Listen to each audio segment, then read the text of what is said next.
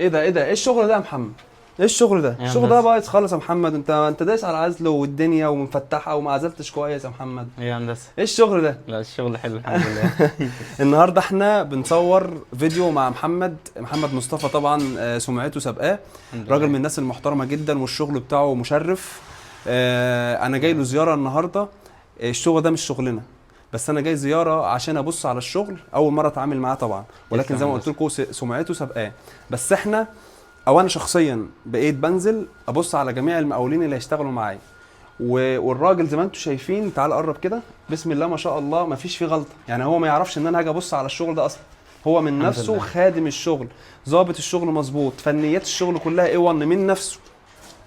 فانا بحب الناس دي جدا جدا جدا وبحترمها جدا. والله يا محمد بامانه، يعني مش انت بس، كل الناس المحترمه الصناعيه المحترمه اللي عندها بيدج بتطلع الشغل بتاعها فيه A1، الناس دي انا بحترمها، ولما بروح ببسط. يعني انا ببقى مبسوط وانا شايف الكلام ده، كميه انبساط غير طبيعيه، لان احنا بنعاني قوي قوي في تظبيط الشغل بالطريقه دي. لما يجي لك حد بقى فاهم الكلام ده كله، ف70 او 80% من المعاناه بتخلص.